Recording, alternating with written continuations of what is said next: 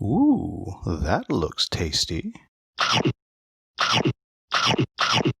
Welcome, folks. Today, the Hungry Gamer is back with another unboxing. And I'll say that this one is a little different than what I usually do.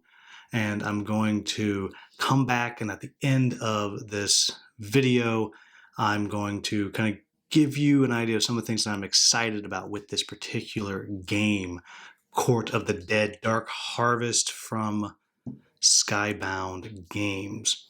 And that's because even though I am slated to do a review of this game, you'll notice it is for 3 to 6 players, and it is going to be a little while before I'm actually able to do that because of shelter in place. All right, so let's see what we have, and it did also come with another pen. I actually really like these pens I get from Skybound. I'm super sad that I lost my one from the Walking Dead game. That one was also super cool. I should probably go back and buy one. But let's just kind of take a look here at what we got.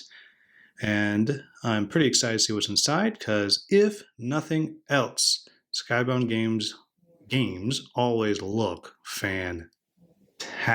But enough of looking at this glare and seeing the reflection of the camera. Let's see what we have inside.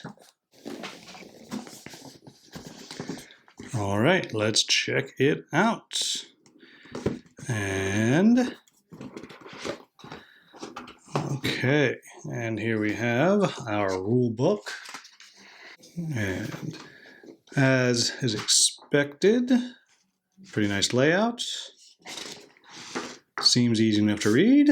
We'll find out if it has everything I need to know in there. And great, there we have it. Ooh, that guy's creepy. And here we have our first of several 2-punch boards. Let's punch a couple of these out. Yeah, that's nice little cardboard there. Nice thickness. Here, let me hold these up a little bit so you can see. There you go. Again, kind of creepy, kind of cool looking. Ooh, oh wow, look at this. They have some game trays in here. I am a huge fan of how game trays work. I'm going to come back to that in 1 second. Oh, that's exciting. That is super cool. Baggies. I love my baggies, but I don't know if I'm going to need the baggies because I have a game tray here. And we have our little wooden tokens. And, you know, nice little wood. Great. We have our little glass bead there, which I guess lives right there, and they are tarot-sized cards, so that's pretty cool. All right, let's take a look. All right, let's see what we have. Okay, so we got, clearly I don't know what these do, but it's a bidding game, so these are cool looking. I always appreciate the artwork on stuff from Skybound. It's creepy. It's kind of cartoonish, dark, which is really up my alley of the type of artwork I really, whoa, that's super creepy. But anyhow, so you can kind of, oh, wow, that guy's cool. All right, anyhow, let's see what else we have through here. It's kind of harvest. Clearly, this game is about bidding and collecting souls, and yeah, I have no idea. But put that down. Let's see what else we got here in our top level of our game tray. All right, we have, I guess, our player screens. Oh man, these cool. And different faction favors. I wonder if each one looks different on the inside. That, nope, looks like they're the same, just different color. That's okay. That's what those are. And then we have our super cool little game tray on top for all the different tokens. There you have, folks. That is the innards of Court of the Dead Dark Harvest. I'm going to sit down right now. I'm going to read through the rules and just kind of get an idea of what I think, how I'm feeling about this game, kind of called an anticipation rating, if you will, as I get prepared to eventually, when shelter in place is over, get a chance to actually play this. All right, so here we are, we're back, and I just thought I'd give a quick kind of overview of how the game works. Yes, I'm still zoomed in pretty close. I wanted you to be able to maybe read some of these things as it's sitting here and as I'm kind of talking about it. Obviously, when I do the final video on this, I'll be pulled back, and you'll be able to see kind of the whole board, but might not be able to read things as easily.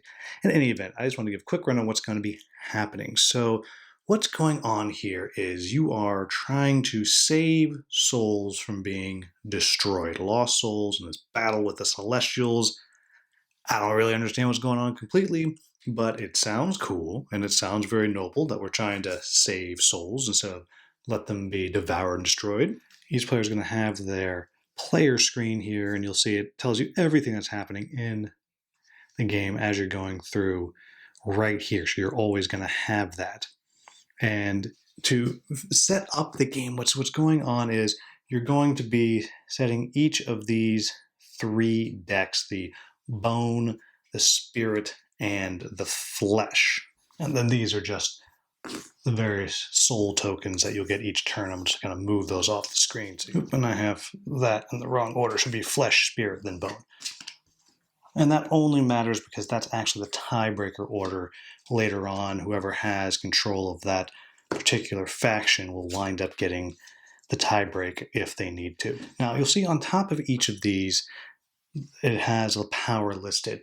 That is the faction power, and if you have won the bid for that faction, you will actually have that power. You can take a moment, pause the screen if you want to kind of read what it is that those do, but for the moment, I'm just going to set those aside off the screen. Then what we have below we have our different decks, and inside each one there are 7 cards. And in addition to that, we have 3 of these gray called United cards, and we'll take one of each of those, and we'll put one of each of those, and it'll be randomly, into each one of these decks. Then we'll take each one of these decks and we'll shuffle them up and place them like so, upside down on their spots, again in the middle of the board so everyone can kind of see what's going on. Then the last thing that we have to do is we have to set up our harvest deck. And to do that, you start out with your 3 final harvest cards, and you randomly pick one of those. I'll just take the one in the middle, and you place that down on the table, put the others back in the box, and then from this other harvest deck here, you're going to take 5 of these. 1, 2, 3, 4, 5. Doesn't matter at the moment. And you'll put those on top of that final harvest card, because that is, as I said, the final harvest. Obviously, it goes last. And then that's all the setup you need, other than each player gets their own screen that I already showed you. They get 5 of their color influence tokens. That'll make sense in a second. And then they get these 3 faction tokens marking, again, bone, flesh, and spirit. And so the game is broken down into 4 phases. The first phase is the income phase. And in the income phase, everybody gains 1 influence marker back up to a max of 5. You start the game with 5. So, start of the game, there we go, I got my 5. Then you're going to gain your souls. And the number of souls you get each round is determined by how many players in the game. We'll just pretend that we're playing a 4-player game, and each player gets 6 souls in a 4-player game. So I'll just grab those and I'll put those over here. And just a reminder, both of these would actually be behind my screen, but since I'm straight down, the screen won't really help you. Then you move into the court phase. In the court phase, you reveal the top card of each one of these court decks like so. And you'll see each one of these has their faction up there, and they have a power that you will get should you win that particular member of the Court of the Dead to your side. Then what each person is going to do is they're going to decide which one of these they want to bid on. You can only bid on one, and the way you notate that is you pick the faction token of the card that it is that you want to win. So let's say I want to win Elianastis there. I would, in my hand, place that faction marker, and then however many of these influence markers that I want to bid.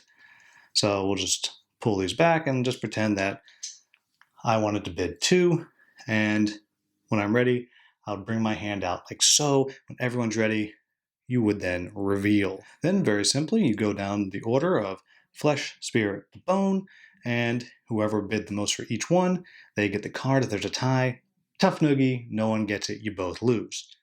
And if you win, you'll be placing your influence off to the side because you don't actually have it. Remember, you gain 1 influence at the beginning of each turn. So let's just say I won this card right here, and then I'm going to get to choose a player to play without a screen during the next harvest. We're going to see the harvest in a second, so I can pick right now, hey, white player, you are going to play without a screen. I couldn't say the white player because there isn't a white in the game.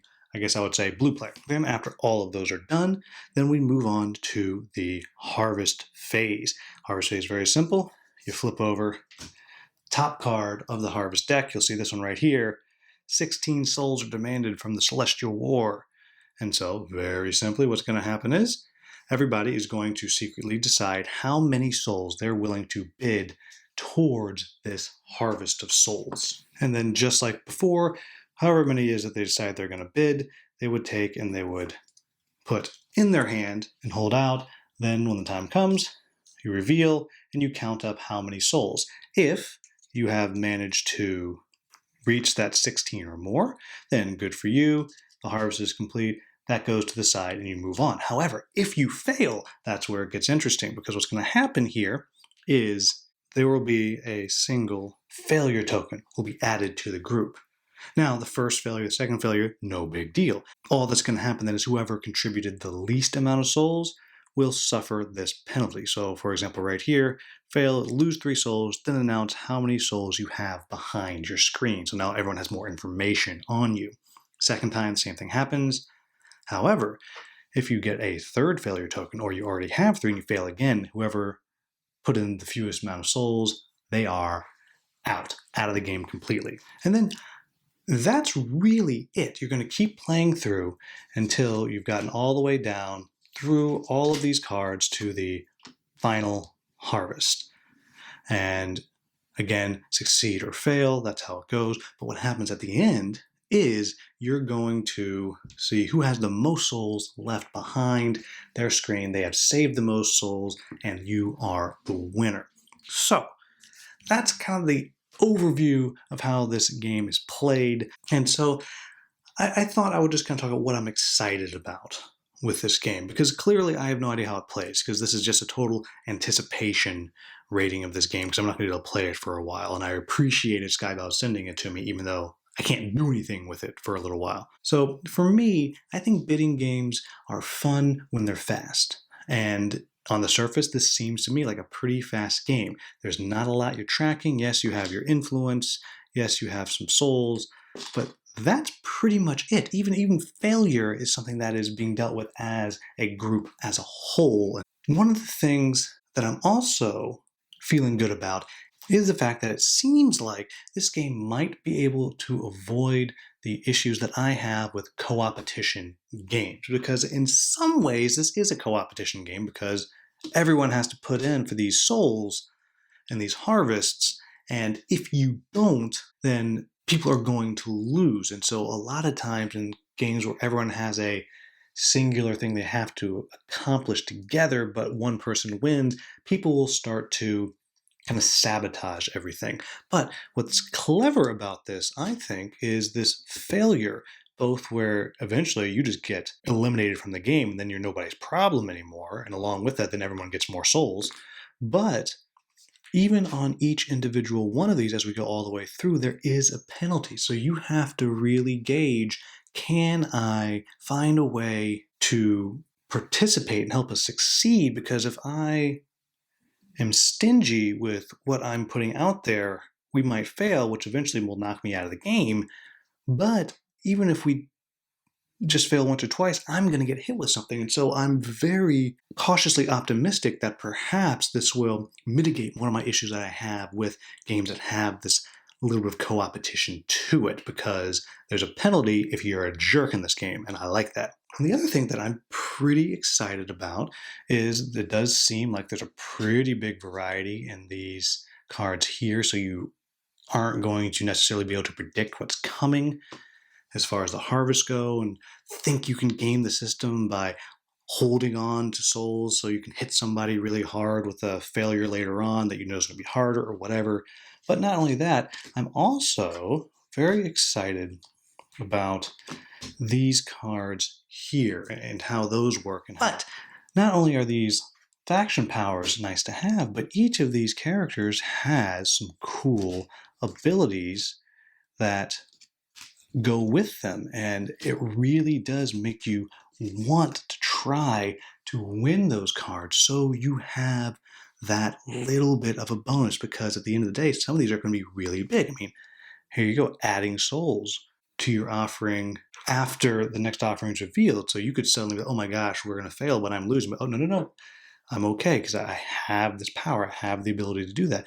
And I like that there are a lot of these guys and girls which will really allow for some strategy and some variety that comes from the different bidding. So all in all, I am pretty optimistic that this could be a bidding game that really jives for me. We will find out. I'm sure I will have my quibbles with the game. I always have quibbles with games, but I am definitely cautiously optimistic about this one. Now, just a few last things. One, there will be a link down in the description if you want to know more about this game or find out how to order your own copy, because this is going straight to retail. This is not a Kickstarter game. And then just one last reminder, I have not played this game. This is not a review or a preview of me saying, yes, get this game. No, don't get this game, because I don't know anything about this game. I just wanted to share what it is that I am excited about checking out with this game, because it's going to be a while before I actually get to play this enough to do my review. So, as always, if you found this video useful, please like, subscribe, and share. Thank you all so much for watching. Have a wonderful, wonderful day.